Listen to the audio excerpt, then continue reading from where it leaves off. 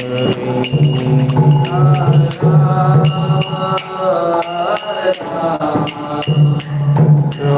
राम हरे हरे। जय गौर नटराज जय दयालिदास, गौर नटराज जय दयालि।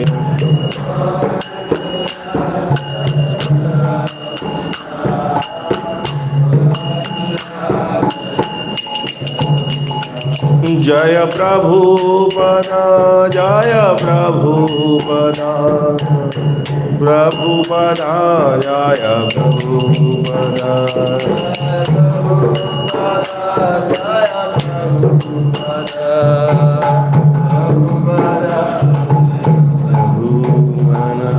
जय जय प्रभुपाद प्रभुपाद हरि बोल।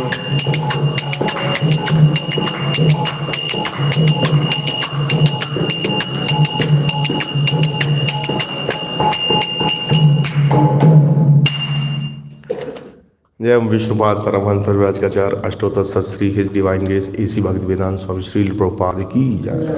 जय ओम विष्णुपाद परमहंस परिव्राजकाचार्य अष्टोत्तर सत श्री हिज डिवाइन ग्रेस भक्ति सिद्धांत सरस्वती ठाकुर प्रभुपाद की, वीवीटी फाउंडर आचार्य जगत गुरु श्री प्रभुपाद की, नामाचार्य श्री हरिदास ठाकुर की। प्रेम से कहो जय श्री कृष्ण चैतन्य प्रभु नित्यानंद श्री अद्वैत गदाधर श्रीवासादि गौर भक्त वृंद की। श्री श्री गौर नटराज दयाल निताय भगवान की।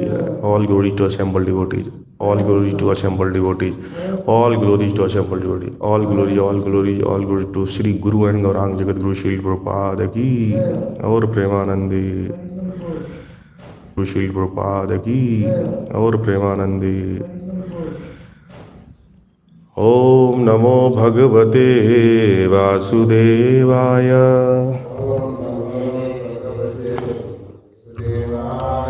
ओम नमो भगवते वासुदेवाय, ओम नमो भगवते वासुदेवाय।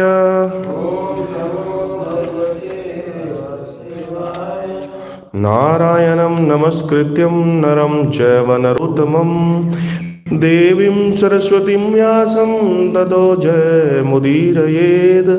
नष्टप्रायेषु भद्रेषु नित्यं भागवत सेवया, भगवतीरुत्तमश्लोके भक्तिर्भवति नैष्टिकी। कृष्णाय वासुदेवाय देवकी नंदनाय च नंदगोपकुमाराय गोविंदाय नमो नमः। हरे कृष्णा। तो सभी का मॉर्निंग भागवत क्लास में स्वागत है और सबसे कृपा याचना है गिरिराज प्रभु का विशेष धन्यवाद कि वो सेवा दिया उन्होंने कि इस श्लोक पे हम कुछ चर्चा कर सकें। और प्रार्थना करिए भगवान मेरे लिए, प्रभु जी हमारे लिए कि हम कुछ परंपरागत आचार्यों की वाणी, क्योंकि मन में बड़ा कलमश है। और आज का मैंने जो श्लोक देखा तो ये बड़ा सेंसिटिव श्लोक है और इसमें कुछ मैं सही तरीके से बोल सकूं।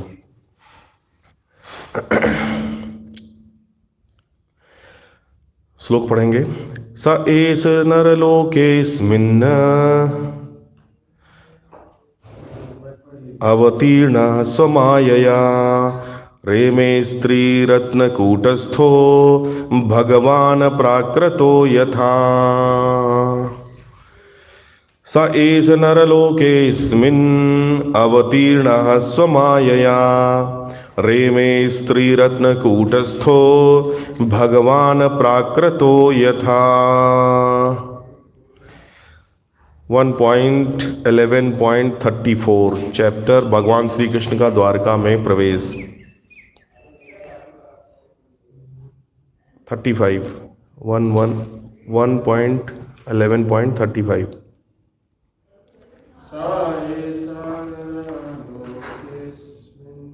सा एष नरलोकेऽस्मिन् अवतीर्णा स्वमायया रे में स्त्री रत्न कूटस्थो भगवान प्राकृतो यथा। तो इसका शब्दार्थ पढ़ेंगे। सा माने वे, ऐसा माने ये सब, नरलोके इस मनुष्य लोक में, अस्मिन मीन्स यस, इस, अवतीर्णा अवतरित होकर, स्व निजी अंतरंगी, स्व निजी अंतरंगी, हाँ, माया अहेतु की कृपा से, रेमे मीन्स भोग किया, स्त्री धन वह स्त्री जो श्री भगवान की पत्नी बनने हेतु योग्य है, कूटस्थ मध्य में, भगवान श्री भगवान, प्राकृतः संसारी, यथा जिस प्रकार। अर्थ एंड तात्पर्य बाय श्रील प्रभुपाद। श्रील प्रभुपाद की जय। पूर्ण पुरुषोत्तम भगवान श्री कृष्ण अपनी की कृपा से अपनी अंतरंगी शक्ति द्वारा इस लोक में प्रकट हुए और सुयोग्य स्त्री के साथ इस तरह भोग किया मानो वे संसारी कार्यों में लगे हुए हैं। तात्पर्य। इसका तात्पर्य हम पढ़ते रहेंगे सिक्वेंसली। अभी थोड़ा समय करेंगे जिससे कि हम कुछ आगे रामानंद राय जी के बारे में कुछ डिस्कस कर सकें। ओम अज्ञानतिमिरान्धस्य ज्ञानाञ्जनशलाकया चक्षुरुन्मीलितं येन तस्मै श्रीगुरुवे नमः। नमो ओं विष्णुपादाय कृष्णप्रेष्ठाय भूतले श्रीमते भक्तिवेदांत स्वामिनि इति नामिने। नमस्ते सरस्वते देवे गौरवाणी प्रचारिणे निर्विशेष शून्यवादी पाश्चात्य देशतारिणे। हरे कृष्ण कृष्ण कृष्ण हरे हरे, हरे राम राम राम हरे हरे। हरे कृष्णा। तो पुनः सबका स्वागत है। तो चैप्टर नंबर 11 भगवान श्री कृष्ण का द्वारका में प्रवेश। तो जैसा इसमें स्टार्ट हुआ ये चैप्टर जो है उसका प्रारंभ हुआ कि भगवान ने कॉन्सेल ब्लो किया, शंख बजाया, तो द्वारका वासियों को इंटीमेशन हुआ कि भगवान पधार चुके हैं। वो उनके स्वागत के लिए आए, उनमें आदान प्रदान हुआ, गिफ्ट लाए और भगवान ने भी सबकी पोजीशन और सबकी वरिष्ठता के हिसाब से उनका रेसिप्रोकेट किया। स्त्रियों ने उनके लिए स्तुतियाँ की। देन भगवान आते हैं, अपनी माताओं से मिलते हैं, उनसे आदान प्रदान करते हैं, देन पत्नियों से, अपनी पत्नियों से। तो अब उसके बाद जो है ये उसके बाद का ये श्लोक दिया है प्रभुपाद ने। उसका तात्पर्य भी बहुत अच्छा लिखा है। तो इसमें क्या है कि देखिए कितनी सावधानी पूर्वक ये भागवतम लिखी हुई है। भागवतम की रचना जो है कितनी सावधानी पूर्वक है कि सुत गोस्वामी ने इमीडिएट ये श्लोक यहाँ पे बोला कि पत्नियों के साथ जब उन्होंने, भगवान की 16,108 पत्नियाँ हैं, तो उनके साथ आदान प्रदान के बाद उन्होंने क्या है कि ये श्लोक आया इस तरीके से। ये सावधान हमको करने के लिए कि हम उनके उस आदान प्रदान को सांसारिक एक जो हम अपनी कलमश बुद्धि से सांसारिक एक पति पत्नी के आदान प्रदान को हम एक अपनी सांसारिक बुद्धि से समझने का प्रयास करते हैं। तो ये सुत गोस्वामी ने यहाँ पे श्लोक बोला कि मानो वे संसारी कार्यों में लगे हुए हैं। इस तरीके से हमें ये देख के लग सकता है उनके जो आदान प्रदान हुए पत्नियों के साथ। और पत्नियों ने भी लज्जावश उनके दर्शन किए, सर झुकाए हुए, फिर अपने पुत्रों को भेजा, उनका आलिंगन किया। तो इस तरीके से ये श्लोक आया है 35। तो इसका तात्पर्य भी प्रभुपाद जो है बहुत अच्छे से एक्सप्लेन किया है, क्योंकि प्रभुपाद भी बहुत सावधान रहते थे इन चीज़ों में, क्योंकि वो जानते थे। और प्रभुपाद क्या है, प्रभुपाद बिल्कुल ह्यूमन, हम तो कहते हैं कि वो ह्यूमन साइकोलॉजी बहुत अच्छे से जानते थे। इसीलिए उन्होंने जो भक्ति है कितनी व्यवहारिकता सी दी कि नाचो गाओ, क्योंकि वो जानते थे कि कुछ छोड़ना इनके लिए डिफ़िकल्ट है, तो इनको कुछ अच्छी चीज़ दे दो जिससे कि वो खरपतवार घास फूस साइड की चली जाए। तो प्रभुपाद क्या है कि उसका तात्पर्य भी बहुत अच्छे से लिखते हैं। प्रभुपाद बताते हैं कि श्री भगवान ने विवाह किया और गृहस्थ की तरह रहे, या निश्चित सांसारिक कार्य लगता है। तो व्यक्ति समझ सकता है कि ये बिल्कुल सांसारिक कार्य है, लेकिन उसके बाद ही कहते हैं कि उनकी जो पत्नियां थी 16,108 थी और सबके लिए अलग अलग महल था। तो ये वास्तव में उनको भगवान बनाता है कि जो 16,108 पत्नियों को मतलब हैंडल कर रहे हैं और उनके सबके साथ एक साथ प्रेजेंट होते हैं, तो ये वास्तव में भगवान ही कर सकते हैं। हम तो मतलब कर्मी व्यक्ति क्या है, हम लोग तो एक पत्नी के साथ विनिमय बड़ा डिफिकल्ट होता है, लड़ाई झगड़ा करते रहते हैं, लेकिन भगवान क्या है, सबके एक साथ आदान प्रदान करते हैं। फिर कहते हैं कि अब ये तात्पर्य जो है बहुत अच्छे से प्रभुपाद ने लिखा है हमको सावधान करने के लिए कि हम मतलब उनके विनिमय को भौतिक स्तर पे ना समझें।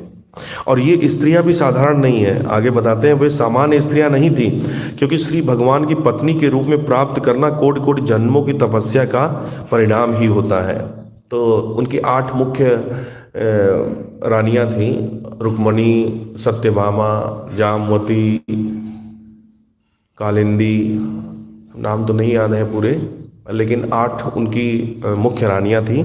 देन 16,100 जो पत्नियां हैं उनकी पटरानियां, तो वो उनके बारे में कथा है कि उनका जो विवाह हुआ भौमासुर, जिसको नरकासुर बोलते हैं, नरकासुर नाम था, तो उस राक्षस से इनको, उसने क्या था कि उसने सब वो जहाँ जहाँ जिन राजाओं पे अटैक करता था उनसे उनकी बेटियों को, उनकी रानियों को ले आता था। तो मतलब देवपुत्रियाँ भी थीं उसमें, असुरों की भी पुत्रियाँ थीं, इस तरीके से बहुत सारे राजाओं की पुत्रियाँ थीं, कन्याएं थीं, तो वो उनको उसने कैद कर रखा था।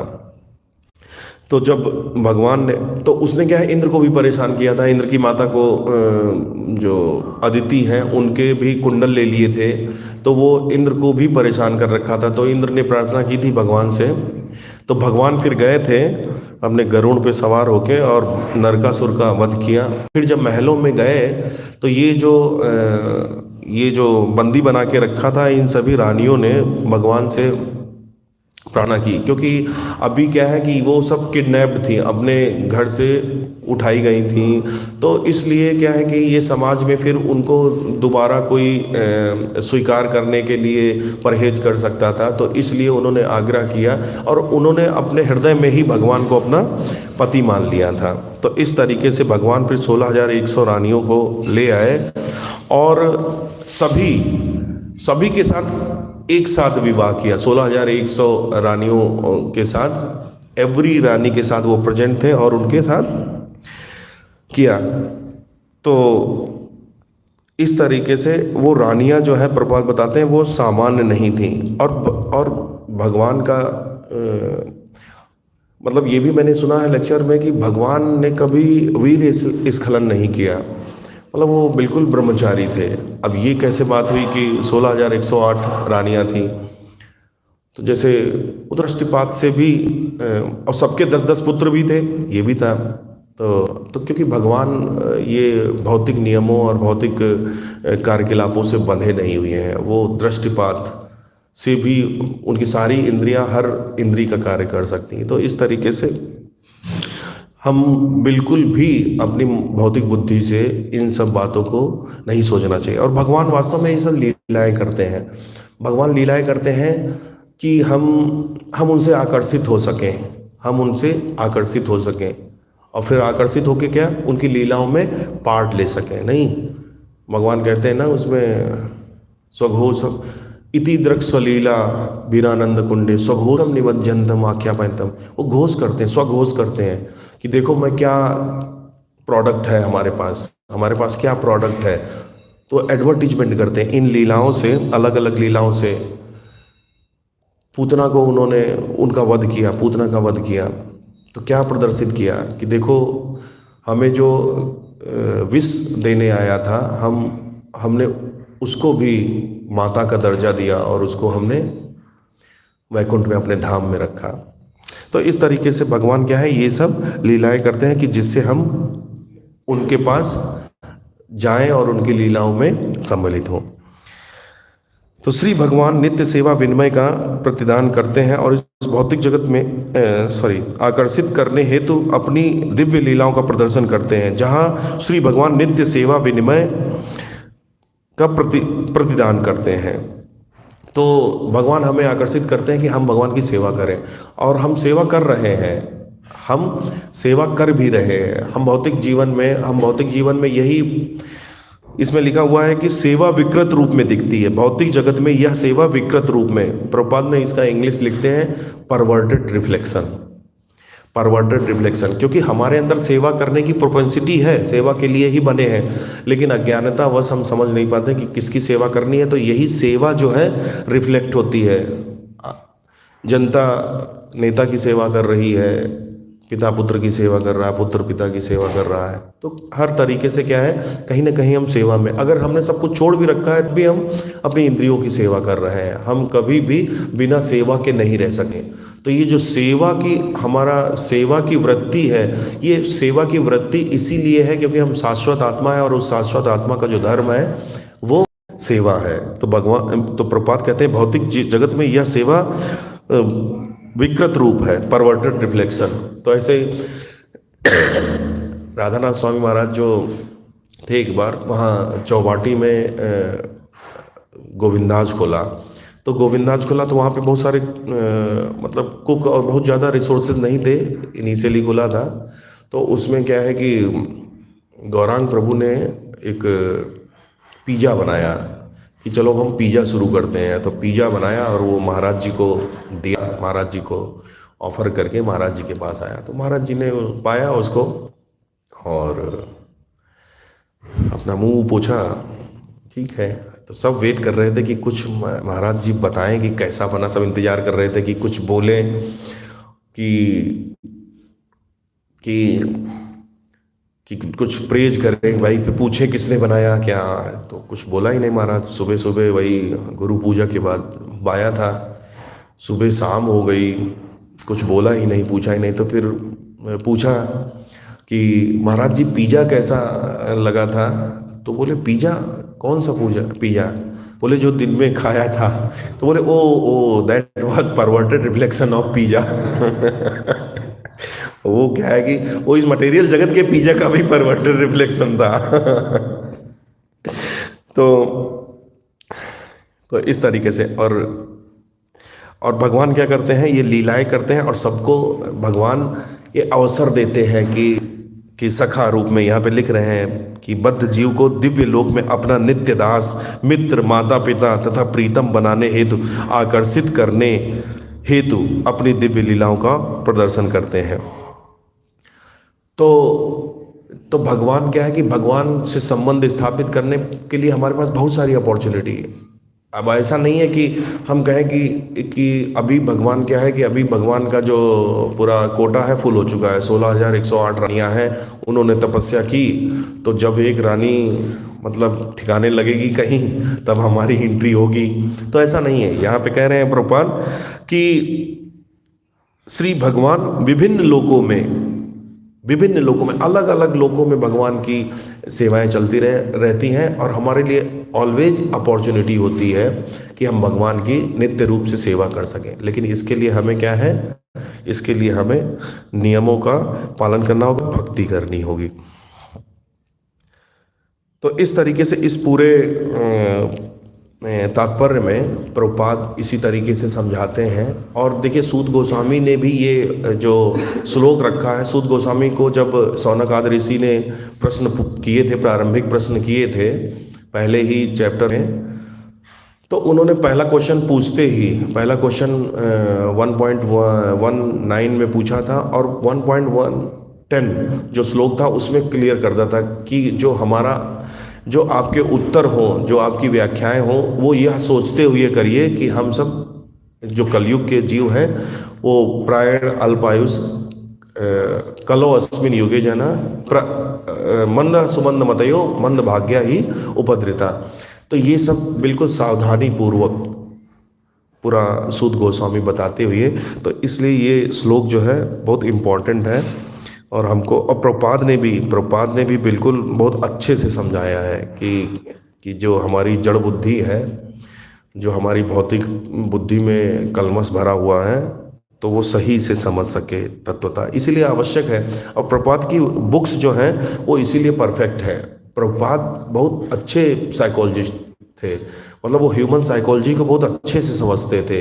इमीडिएट उनको कि अब हमको तात्पर्य में, कभी कभी ऐसा लगता है कि प्रभुपाद की पुस्तकों के तात्पर्य पढ़ के इनिशियली ऐसा लगता था, जब तक भक्ति शास्त्री नहीं किया था, इनिशियली ऐसा लगता था कि ये प्रभुपाद का जो अर्थ, ये श्लोक ऐसा है लेकिन तात्पर्य तो बिल्कुल अलग है, ऐसा लगता था। लेकिन वास्तव में प्रभुपाद बहुत इंटेलिजेंट थे। प्रभुपाद कहते थे कि ये जो बुक है, एक इंटरव्यू में इंटरव्यूअर ने पूछा कि प्रभुपाद की how you written all the literature, मतलब आप इतनी यात्राएं भी करते हैं कैसे? बोले कि मैंने नहीं लिखी, ये कृष्ण ने लिखी है, ये कृष्ण ने लिखी है। तो वो इंटरव्यूअर समझ नहीं पाया कि कृष्ण ने लिखी है, तो मतलब पास में ही एक प्रभुपाद के भक्त खड़े थे, उन्होंने कहा मतलब ही मीन टू से कि Krishna directed him to write. बोले ओके ओके इंटरव्यूअर। तो प्रभुपाद बिल्कुल उसकी तरफ देखे, नहीं, no, directly Krishna has written, ये कृष्ण ने लिखी है। तो ये प्रभुपाद की बुक्स इतनी परफेक्ट हैं, पर्पट इतने परफेक्ट हैं कि और स्वयं प्रभुपाद उनको पढ़ते रहते थे, पूछते थे उनके वक्त, प्रभुपाद आप इनको क्यों पढ़ते हैं, आप अपनी ही पुस्तक पढ़ते रहते हैं? तो प्रभुपाद बताते थे ये मेरी पुस्तक नहीं है, ये गुरु और कृष्ण के द्वारा प्रकट की गई है। तो इस तरीके से बड़ा परफेक्ट है। तो अब हम थोड़ा सा जो है, आज बड़ा विशेष दिवस है, श्रील रामानंद राय का तिरोभाव दिवस है, तो कुछ चर्चा करेंगे। क्योंकि रामानंद राय जी जो हैं उनके क्लोज एसोसिएट्स में, महाप्रभु के क्लोज एसोसिएट्स में आते हैं। स्वरूप दामोदर हैं, रामानंद राय हैं, श्रीवास ठाकुर हैं, ये सब। तो हम कुछ समझने का प्रयास करेंगे, उनकी कुछ लीलाओं को समझेंगे। विशेषता उनकी बहुत सारी पास टाइम है, लेकिन उनका जो संवाद है वो हम सबके लिए ज़रूरी है, तो उसको मैं थोड़ा बहुत पढ़ना चाहूँगा। वैसे तो उनका संवाद जो है वो बड़ा भाव स्तर का, बड़ी भक्ति रस का डिस्कशन हुआ है, तो वो तो हमारे लिए नहीं है। लेकिन बाद में लास्ट डेज में जो शाम को डिस्कशन हुआ वो हम थोड़ा डिस्कस करेंगे। तो ये स्वरूप दामोदर जो है, रामानंद राय जो हैं, वो उनको भगवान की लीला में अर्जुन का भी इनकारनेशन बताते हैं। अर्जुन और ललिता सखी का भी, ये ललिता सखी और कहीं कहीं विशाखा सखी का भी इनको बताया गया है इनकारनेशन। इस तरीके से लीला में, चैतन्य लीला में अर्जुन, विशाखा और ललिता सखी का रोल किया है। क्योंकि ऐसा था कि जैसे ही पता चला कि चैतन्य महाप्रभु के रूप में भगवान जो है धरती धरा पे, तो सबने क्या है कि जैसे वो होता ना कि जब आदमी ज़्यादा होते हैं और ले जाने वाला वाहन छोटा है तो एक सीट पे दो बैठ लेते हैं, नहीं, तो वो सब क्या है कि 3-3 रोल जो है उसमें पार्टिसिपेट करने के लिए, भाई वो सब साथ सज्जा पूरा पार्षद साथ लेके चलते हैं। जैसे सदाशिव और ब्रह्मा जी बन गए, कौन? अद्वैताचार्य। तो कहने का मतलब ये है कि एक सीट पे सब 2-2, 3-3 बैठ लिए कि भाई हमको पार्टिसिपेट करना है चैतन्य महाप्रभु की लीला में। तो इनके पिता जो हैं पांडु राय और भावानंद थे, और भावानंद के 5 पुत्र थे। तो चैतन्य महाप्रभु ने उनको पांडु बोला है, 5 पुत्र थे, और ये तीसरे नंबर के भी थे, ये तीसरे नंबर के थे। जैसे युधिष्ठिर, भीम के बाद अर्जुन थे, तो ये भी 3rd नंबर पे स्वरूप दामोदर जी थे। तो मध्य लीला में के 8वें अध्याय में ये समझिए, हाँ, मैं क्या बोल रहा हूँ स्वरूप दामोदर, बार बार हाँ बोल रहा हूँ सही। स्वरूप दामोदर भी उनके क्लोज एसोसिएट थे। तो और स्वरूप दामोदर और मुरारी गुप्ता, इन्हीं के कड़चा, प्रभुपाद कहते हैं कड़चा, कड़चा से सब पूरी चैतन्य चरितामृत लिखी गई है, वहीं से रेफरेंस लिए गए हैं। मतलब उनकी जो डायरी, पता नहीं वो कड़चा, कड़चा बोलते, कड़चा कहते होंगे। तो रामानंद राय जो है कि से कैसे मुलाकात हुई, जब चैतन्य महाप्रभु दक्षिण भारत की यात्रा पे जा रहे थे। मतलब जाके पहले तो जाने ही नहीं दिया, 2 साल तक इधर उनको पुरी में ही रखा, इधर उधर उनको बना देते थे सब उनके जो पार्षद थे कि घुमा के वही जगह पे ले आते थे कि हाँ। तो मतलब बहुत 2 साल तक तो वो पुरी में ही रहे संन्यास लेने के बाद। लेकिन फाइनली जब उन्होंने जाने का विचार किया तो सार्वभौम भट्टाचार्य ने कहा कि प्रभु महाप्रभु आपको गोदावरी नदी के तट पर एक रामानंद राय मेरा मित्र है, वो आपको मिलेगा। तो वो जो है रस तत्व का बहुत बड़ा ज्ञानी है, हमें बताते थे, तब हमको तो समझ में नहीं आता था, लेकिन वो जो है तो उनसे आप जरूर चर्चा करिएगा। तो चैतन्य महाप्रभु जाते हैं दक्षिण में, तो नरसिंह नरसिंह नरस वहाँ विशाखापत्तनम के पास नरसिंह देव के मंदिर में जाते हैं। उसके बाद फिर गोदावरी नदी आती है, तो यमुना की याद करते हुए स्नान करते हैं और वहीं पे कीर्तन, हरे कृष्ण महामंत्र का कीर्तन कर रहे थे। तभी क्या है, बड़े गाजे बाजे के साथ और वैदिक पंडितों ब्राह्मणों के साथ कोई हाथी पे बैठ के आया। तो महाप्रभु पहचान गए कि यही रामानंद राय है। तो बड़ी उत्सुकता हुई, लेकिन उन्होंने इंतजार किया। रामानंद राय भी ब्राह्मणों के, वैदिक ब्राह्मणों के साथ थे, उतरे वहाँ पे, पितृ विसर्जन किया और कर्मकांड जो भी उनको करना था किया। फिर रामानंद राय ही स्वयं एक सन्यासी को देख के, बड़ा तेज था महाप्रभु के चेहरे का तेज देख के वहाँ पे पहुँचे और उनसे वार्तालाप हुआ। तो फिर तो रामानंद राय ने आग्रह किया कि आप हमारे गांव में आइए, मतलब रुकिए।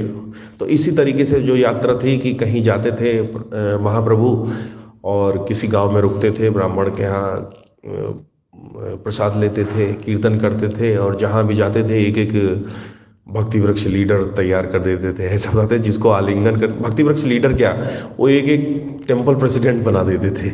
मतलब जिस गांव से निकले वहाँ एक प्रेसिडेंट बन गया, और वो फिर उसने प्रचार करके पूरा गांव, इस तरीके से। तो फिर क्या है कि सुबह सुबह जब मिलने आते हैं तो वहाँ पे बड़ा डिस्कशन, जैसा बताया था कि सार्वभौम भट्टाचार्य ने, तो पूछते हैं भक्ति, तो भक्ति के बारे में चर्चा होती है। तो रामानंद राय भी उनको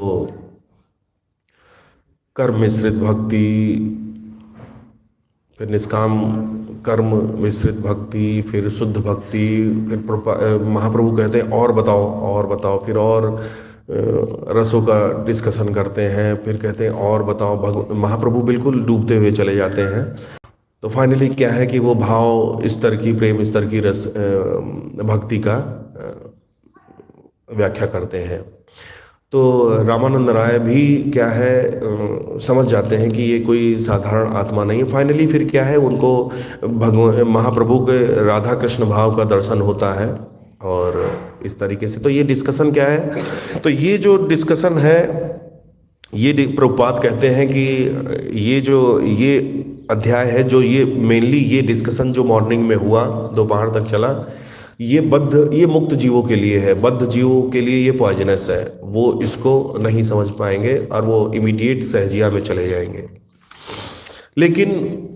लेकिन शाम को जो डिस्कशन हुआ वो हमारे लिए है, तो उसको मैं थोड़ा यहाँ पे डिस्कस करूँगा, पढ़ूँगा।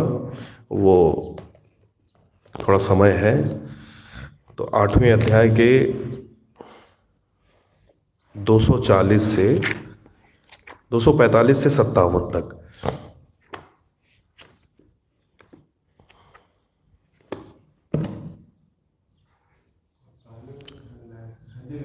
हाँ, मैंने आदि लीला ले आया मैं। तो उसमें क्या है कि प्रश्न पूछते हैं, अगर हो तो दीजिए प्रभु जी। तो उसमें क्या है कि हाँ, 8वां मध्य लीला में 8वां अध्याय में है। हाँ, मध्य लीला में। तो देखिए क्योंकि ये सारी बुक एक जैसी ही है, तो एनीवे, तो उसमें क्या है कि रामानंद राय से महाप्रभु बिल्कुल स्पेसिफिक क्वेश्चन पूछते हैं। तो वो 8-10 क्वेश्चन है, वो हमारे लिए बहुत ज़रूरी है। और उन श्लोक के तात्पर्य में प्रभुपाद ने भी बहुत ज़्यादा तात्पर्य, वो उन्होंने केवल कोट दिया है, केवल उन्होंने कोट दिया है भाग उसके तात्पर्य में, मतलब श्लोक के तात्पर्य में उन्होंने श्लोक लिखा है इस तरीके से। तो प्रभुपाद ने भी बड़ा सावधानी पूर्वक उसका व्याख्या किया है, तो वो और पुष्ट करता है। प्रभुपाद ने उसमें जनरली क्या है कि प्रभुपाद जो है अपना भी उसमें जो परपर्ट देते हैं, लेकिन इस परपर्ट, इन सारे परपर्ट में, इन क्वेश्चन के आंसर में के परपर्ट में प्रभुपाद ने केवल और केवल कोट कर दिया है भागवतम से या अलग अलग ग्रंथों से रेफरेंसेस दिया है। तो इसी तरीके से क्वेश्चन पूछते हैं कि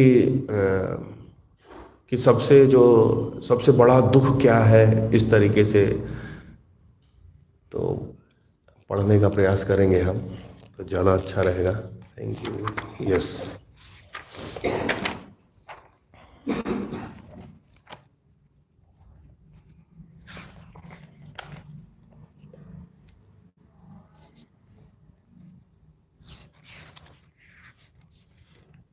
यस। 245। प्रभु कहे कौन विद्या, विद्या मध्य सार, राय कहे कृष्ण भक्ति, बिना बिना विद्या नहीं आर। एक अवसर पर महाप्रभु ने पूछा, सभी प्रकार की विद्याओं में कौन सी विद्या सर्वाधिक महत्वपूर्ण है? तो रामानंद राय ने उत्तर दिया, दिव्य कृष्ण भक्ति के अतिरिक्त अन्य कोई विद्या महत्वपूर्ण नहीं है। बाकी सब क्या है? अविद्या। इवन जो हम फिजिक्स केमिस्ट्री पढ़ते हैं, ये तो हमको लगता है अविद्या की भी कैटेगरी में नहीं है, पता नहीं क्या है ये, और भी उससे नीचे का स्तर अविद्या। मतलब जो, क्योंकि शास्त्रों में कर्मकांड भी हैं जो हमारे भौतिक शरीर से भौतिक संबंध में जो भी ज्ञान है वो सब अविद्या है।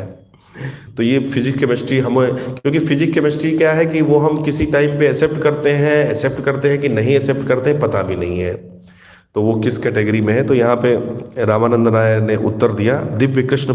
अच्छा, ये हमें समझना है कि ये जो क्वेश्चन आंसर है यहाँ पे महाप्रभु पूछ रहे हैं और इसका उत्तर दे रहे हैं रामानंद राय। रामानंद राय कौन है?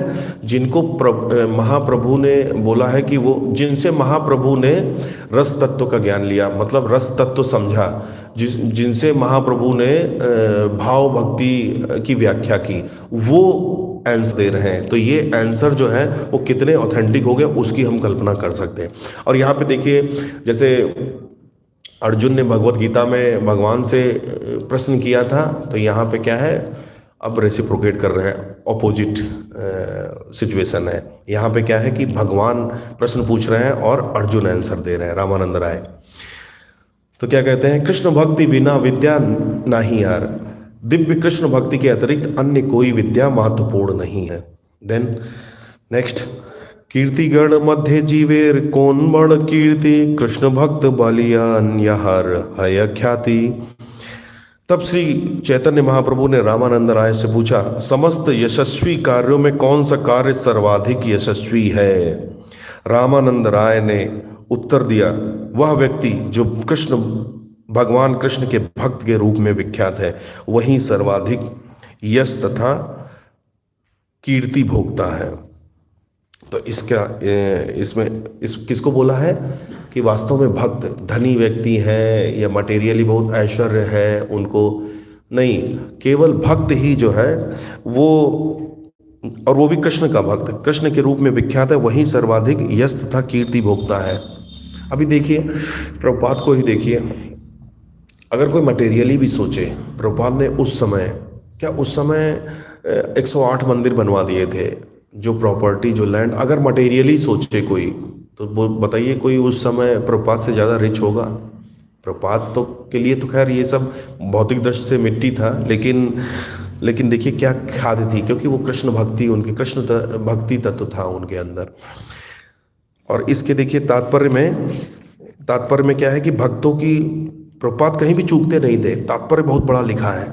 सबसे बड़ा तात्पर्य इस चैप्टर में इसी का है, क्योंकि उनको भक्तों का जो गुणगान करने का मौका मिल गया है। उन्होंने अलग अलग कोट दिए, अलग अलग शास्त्रों से कोट दिए हैं। तो अभी समय नहीं है, लेकिन इसके सारे जो हैं बड़े इंपॉर्टेंट हैं। और अलग अलग विष्णु पुराण से, अलग पुराण से, भागवतम के कई सारे कोट दिए हैं। और फिर मतलब प्रभुपाद को क्या है कि ऐसा लगा कि ये तात्पर्य बहुत बड़ा हो जाएगा, तो ये लिख दिया। श्रीमद् भागवत में ऐसे ही अनेक श्लोक हैं, विशेष रूप से 3.25, 38, 4, 24, 29, 4, 31, 22, 7, 9, 24, मतलब पूरी लिस्ट लगा दी प्रभुपाद ने। फिर 247 में क्या पूछते हैं? संपत्तिर मध्य जीवेर कौन संपत्ति गड़ी, राधा कृष्ण प्रेम यार से बड़ धनी।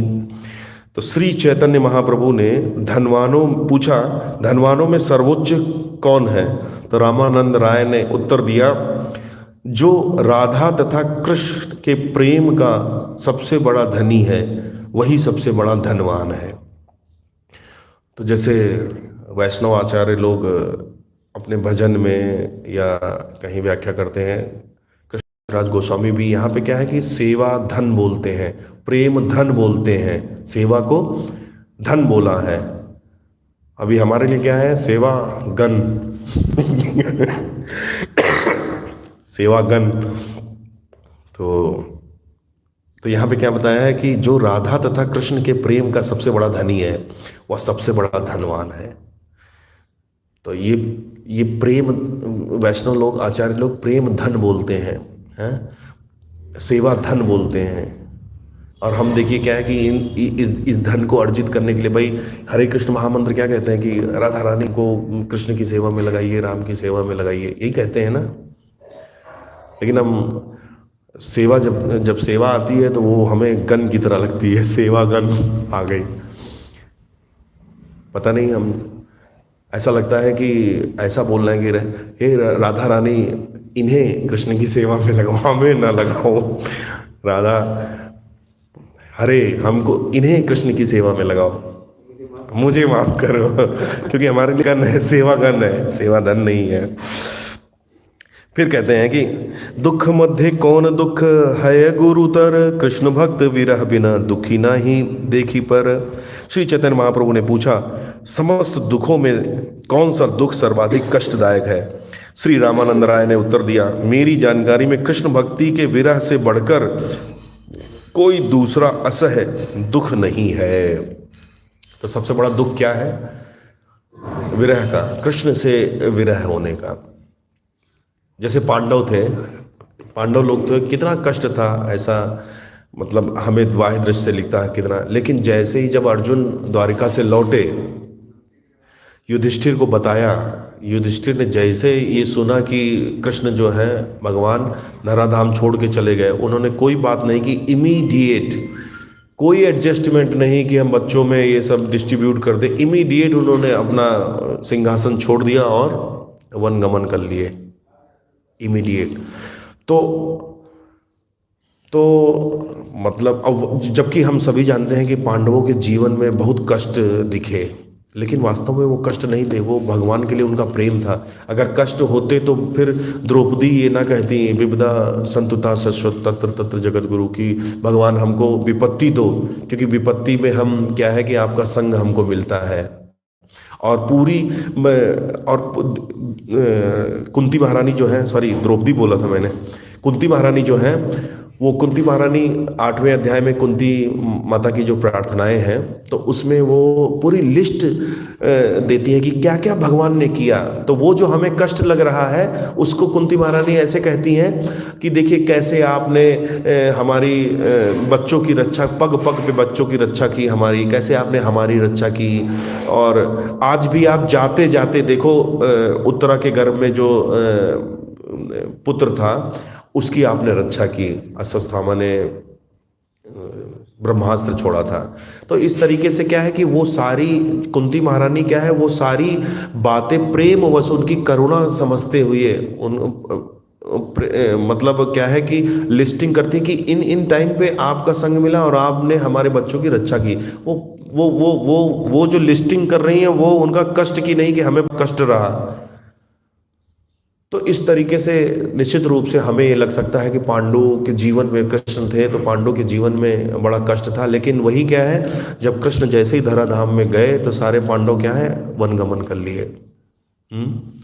जब बताते हैं जब लौट रहे थे तो भीलों जो उनकी रानियां थी उनको लेके आ रहे थे, जब कृष्ण धराधाम छोड़ गए थे तो वापस तो जो भील के बच्चे थे खिलौने वाले धनुष से अर्जुन को परास्त कर दिया, उनकी रानियों को, उनको अर्जुन रक्षा नहीं कर पाए वहां पे। तो भगवान का विरह जो है वो सबसे बड़ा कष्ट है, सबसे बड़ा दुख है। अभी आप देखिए बहुत सारे एग्जाम्पल हम देख सकते हैं, प्रभुपाद के इतने संघर्ष थे, लेकिन वो संघर्ष वास्तव में नहीं थे, वो प्रेम था प्रभुपाद का भगवान के लिए। अभी आप ये वृंदावनवासी जब तक कृष्ण वृंदावन में रहे, देखिए हम ऐसा देख सकते थे सारे राक्षस आते थे, सारे कष्ट, कोई जलाना चाह रहा है, कोई सबको निगल जाना चाह रहा है, पूतना आ रही है, सब। जब तक वृंदावन में कृष्ण थे तब तक कष्ट ही कष्ट थे। अगर हम वाह दृश्य देखें, इंद्र पूरा डुबोना चाह रहे हैं, लेकिन कृष्ण भगवान के वृंदावन छोड़ते ही देखिए विरह छा गया। बिल्कुल बताते थे कृष्ण जब बंसी बजाते थे, रास के लिए इनवाइट करते थे, तो गोपियां क्या है कि बिल्कुल बेसुध होके दौड़ती थी।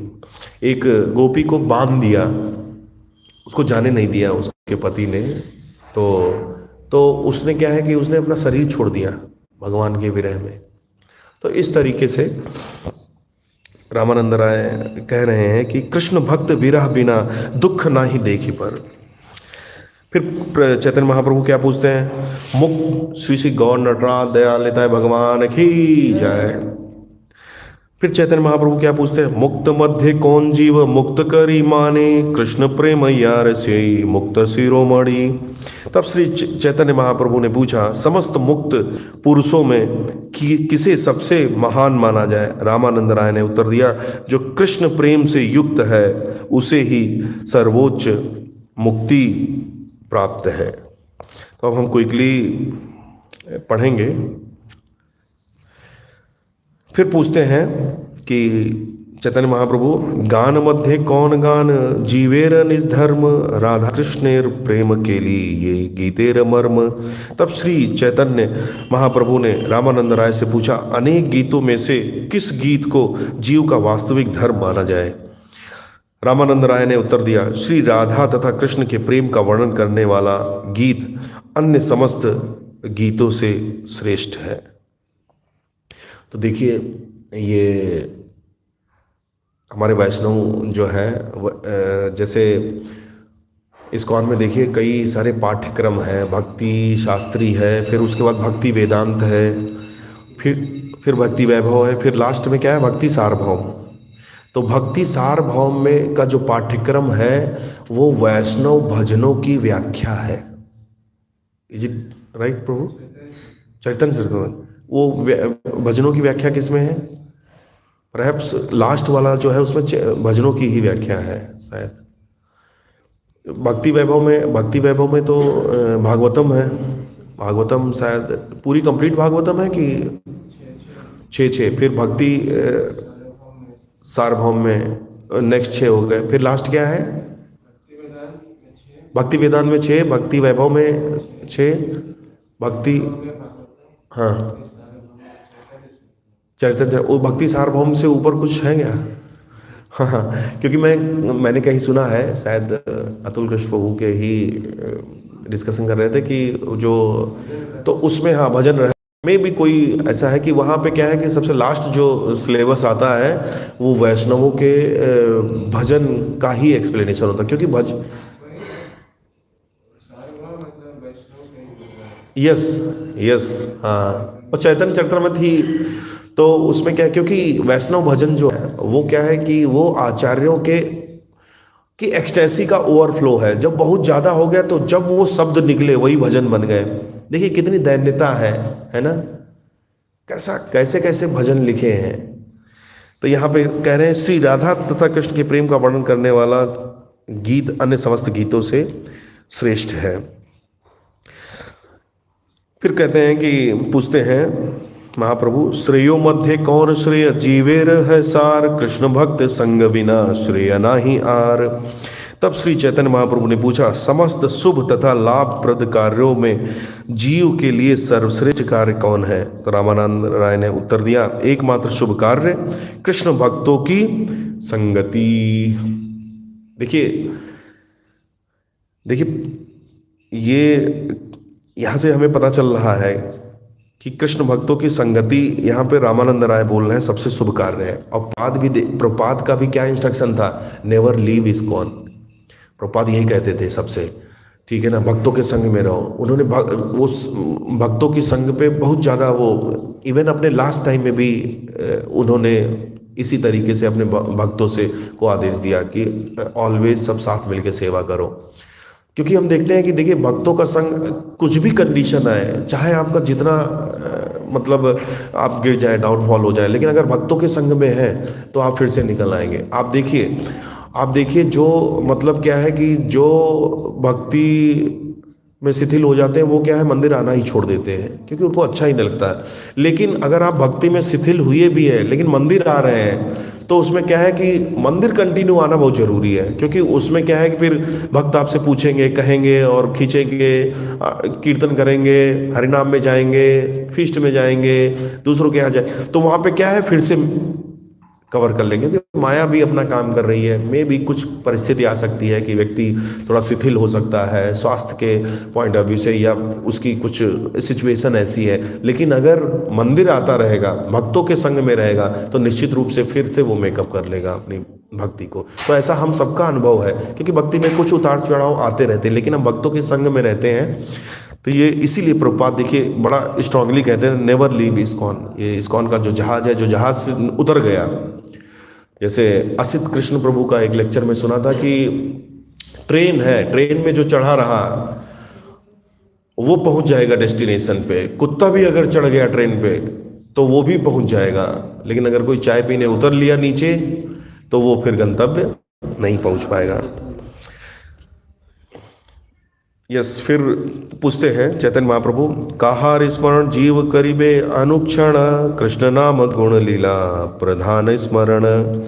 श्री चैतन्य महाप्रभु ने सारे जीव का पूछा, सारे जीव किसका निरंतर स्मरण करें? रामानंद राय ने उत्तर दिया, स्मरण करने की मुख्य वस्तु सदैव भगवान के नाम गुण तथा लीलाएं हैं। देखिए परीक्षित महाराज ने वही चूज किया जब उनको पता चला कि अब उनका लास्ट टाइम है। उन्होंने कोई सेटलमेंट नहीं, कुछ भी नहीं, इमीडिएट उन्होंने क्या है भागवत भगवान के नाम लीला गुण का स्मरण करने का श्रवण करने का विचार किया। फिर पूछते हैं, ध्येय मध्य जीवेर कर्तव्य कौन धान, राम राधा कृष्ण पदाम्बुज ध्यान प्रधान।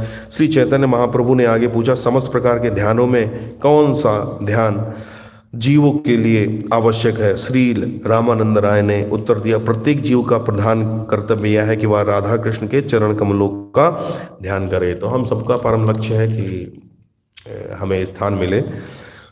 खैर राधा रानी तो अपने चरण दर्शन नहीं देती हैं आसानी से, लेकिन कृष्ण जो है, कृष्ण और महाप्रभु के चरण जो है सबके लिए शरणागति के लिए उपलब्ध है। बस हमें क्या है, अपना लक्ष्य बनाना है। फिर चैतन्य महाप्रभु पूछते हैं, बस अभी 3 बचे हुए हैं, सर्व त्यजी जीवेर कर्तव्य कहा वास, ब्रजभूमि वृंदावन यहाँ लीला रास। श्री चैतन्य महाप्रभु ने पूछा, जीव को अन्य सारे स्थान त्याग कर कहाँ रहना चाहिए? रामानंद राय ने उत्तर दिया, उसे वृंदावन या ब्रजभूमि नामक पवित्र स्थान में रहना चाहिए जहाँ भगवान ने रास नृत्य किया है। फिर पूछते हैं कि श्रवण मध्य जीवेर कौन श्रेष्ठ श्रवण, राधा कृष्ण प्रेम केली कर्ण रसायन। श्री चैतन्य महाप्रभु ने पूछा, सुने जाने वाले समस्त विषयों में कौन सा विषय समस्त जीवों के लिए सर्वोत्तम है?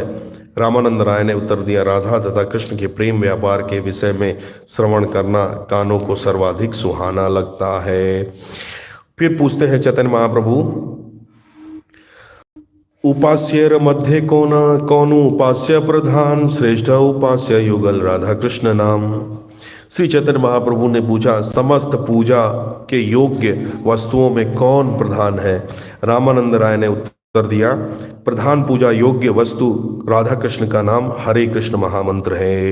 हरे कृष्णा कृष्णा कृष्णा हरे हरे, हरे राम राम राम हरे हरे। तो देखिए, यही हरे कृष्ण महामंत्र ही करते करते प्रभुपाद ने पूरा दुनिया हिला दिया।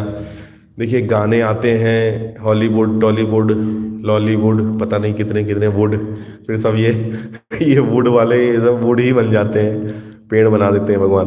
तो आते हैं, एक गाना चलता है, बड़ा सबके जमान पे रहता है। और देखो, यहाँ हरे कृष्ण महामंत्र कभी फ्लॉप नहीं हुआ। अब तो भक्तों ने वो हैप्पी बर्थडे टू यू को भी बना लिया, हरे कृष्णा टू यू, मतलब वो खोज लेते हैं। ठीक है, तो हम कहीं भी हरिनाम भी कर रहे हैं, हरे कृष्णा महामंत्र, कहीं फीस्ट हो रहा है, कहीं किसी की एनिवर्सरी है, कहीं कुछ भी है, हरे कृष्ण कभी फ्लॉप नहीं होता है। अंत्येष्टि है तब भी हरे कृष्णा।